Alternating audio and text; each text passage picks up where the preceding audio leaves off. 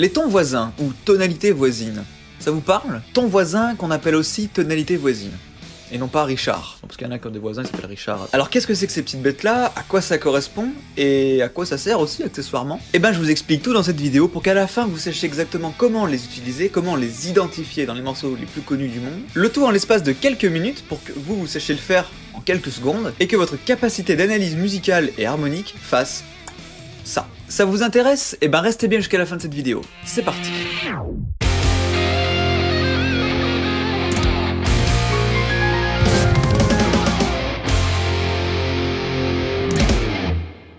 Bonjour, c'est Antoine Bidet de la chaîne Enseigner la musique. Vous êtes au bon endroit si vous voulez justement apprendre à développer vos capacités musicales, qu'elles soient harmoniques, purement auditives avec justement le développement de l'oreille, que vous soyez capable d'improviser, peu importe l'instrument que vous jouez, de composer, là pareil en utilisant les instruments que vous voulez, dans le style que vous voulez, d'arriver à mieux déchiffrer, interpréter et du coup de comprendre une partition entre les lignes quoi, et pour ceux qui veulent aller plus loin, de savoir comment enseigner la musique justement avec toutes ces techniques, toutes ces capacités que vous avez pu développer en amont, et que vous pourrez enseigner vous-même à vos propres élèves en faisant preuve d'autorité et d'expertise. Alors avant de continuer cette vidéo sur les tons voisins, j'aimerais simplement vous signaler que j'ai écrit 2 livres. Vous allez me dire mais qu'est-ce que j'en ai à foutre? Ben c'est 2 livres qui peuvent peut-être vous aider.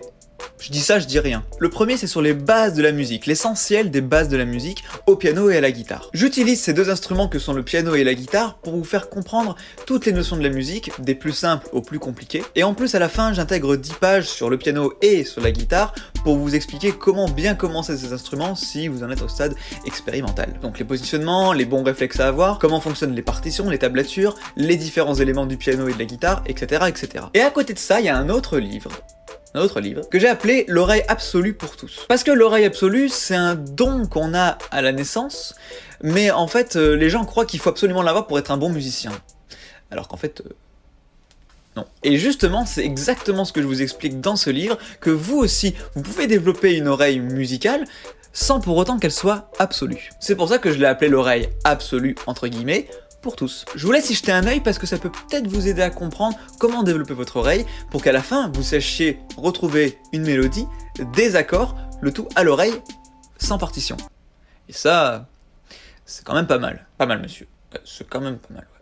Je vous mets les liens dans la description, c'est juste en dessous, et bien entendu, c'est gratuit. Alors maintenant sur nos histoires de tons voisins, qu'est-ce que c'est exactement? En fait pour commencer, vous avez déjà entendu parler des armures et de la tonalité. Si c'est pas le cas, j'ai écrit un article sur le sujet, j'ai tourné une ou plusieurs vidéos sur ce sujet-là aussi je crois. Je vous mets le lien d'une des vidéos qui vous explique le mieux juste ici, voilà, sur l'armure et la tonalité. Mais en gros pour faire court, la tonalité c'est la notion la plus importante qu'on puisse avoir en musique. Pourquoi? Parce que c'est elle qui va dicter les règles harmoniques, les règles de la musique, qui vont dire que la musique ça sonne bien ou pas bien. En gros qu'on va faire des fausses notes ou des bonnes notes, tout simplement. Pourquoi on dit ah t'as fait une fausse note? Bah en fait tout simplement parce qu'on était hors tonalité à ce moment-là. Ou alors qu'on a fait une fausse note qui n'était pas du tout désirée par le compositeur. Oui parce qu'on peut très bien composer hors tonalité.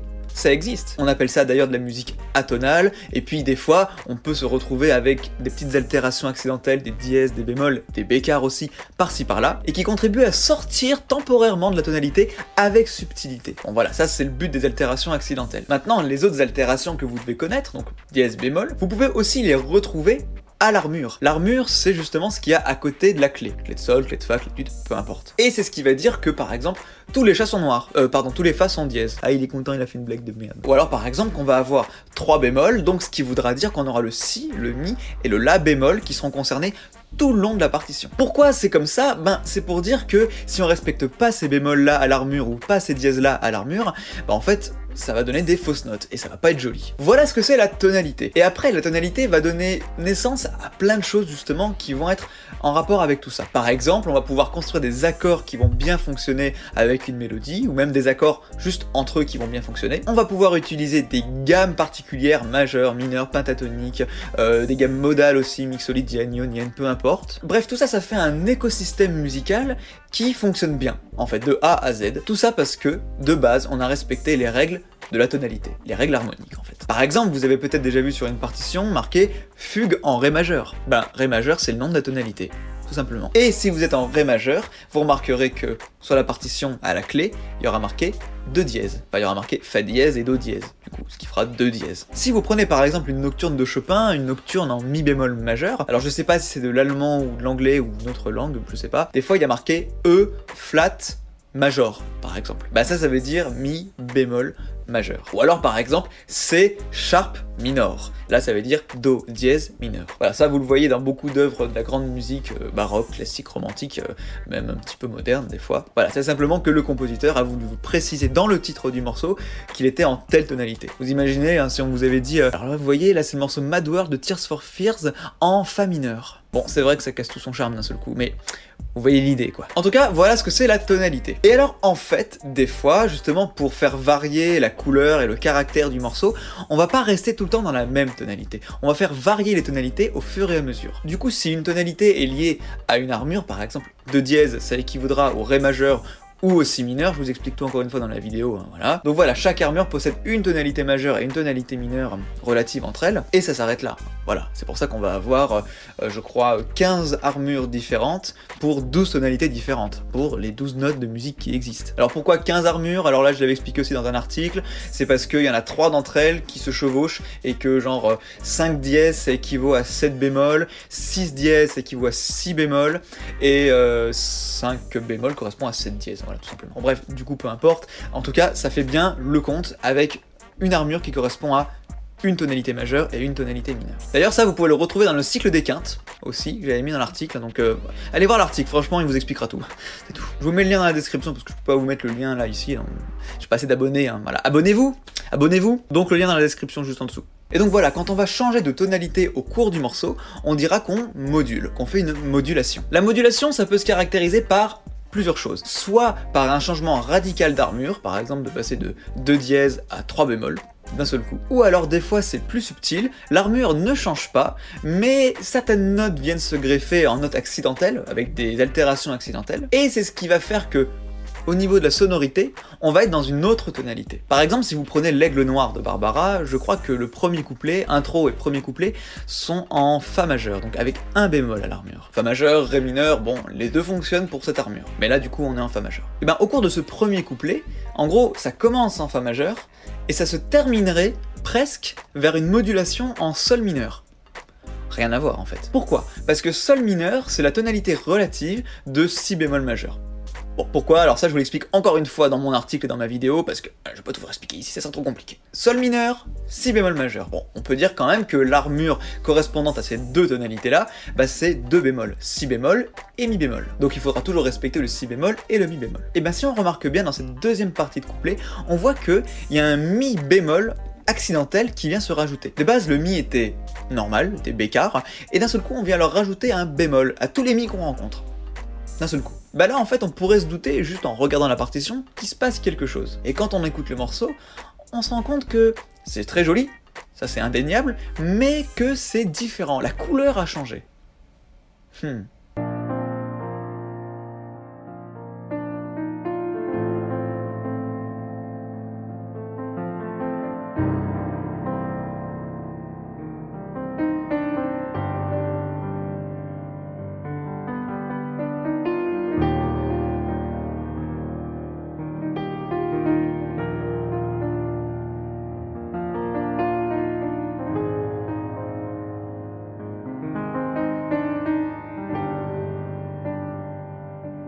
Pourquoi? Parce que quand on va rajouter le Mi bémol accidentel, au lieu de reconstruire une armure complète avec double barre de séparation et reconstruire une armure, voilà, juste pour quelques mesures, on s'est dit, on va simplement mettre un Mi bémol accidentel à ce moment-là, ça va concerner quelques notes sur une ou deux mesures, et ça s'arrêtera là. Et on aura quand même compris qu'on sera cette fois en Si bémol majeur, ou en Sol mineur. Et comment on choisit entre les deux? Et ben à la fin on voit qu'il y a un Fa dièse qui apparaît. Et le Fa dièse, si vous n'avez pas non plus suivi notre vidéo, je vous le dis, en fait ça fait partie de la gamme mineure harmonique. C'est la note sensible de la gamme de Sol mineur harmonique. Donc on est en Sol mineur. Voilà, ce que j'aimerais simplement vous faire comprendre, c'est qu'on peut moduler d'une façon drastique avec une armure qui change complètement, et là on se rend compte qu'on module, soit on module subtilement en rajoutant des petites altérations accidentelles par-ci par-là, et du coup à l'oreille on se rend compte qu'il se passe quelque chose de différent, et pour de vrai on a vraiment modulé. Voilà. Mais comment on fait pour passer d'une tonalité à une autre sans vraiment s'en rendre compte, en sentant qu'il y a quelque chose de différent, mais c'est pas dérangeant, c'est bien mené, c'est joli. Comment on fait? Oui, parce que si vous passez d'une armure à 2 dièses à une armure à 3 bémol, en fait, vous allez sentir la différence. Ça va être violent. C'est comme si vous passiez d'une pièce à 21 degrés à une pièce à moins 10. Oh, il y a un choc là, il y a quelque chose qui se passe, quoi. On va se dire en plus, c'est pas très beau, quoi. Et d'ailleurs, au passage dans l'Aigle Noir, quand on passe du premier couplet au deuxième couplet, là, il y a un gros changement par contre, mais pas subtil. Vraiment, on sent qu'il y a une cassure. Bah, en fait, elle le fait parce qu'on change carrément de couplet, donc peut-être d'ambiance, et donc, voilà, de tonalités carrément différentes.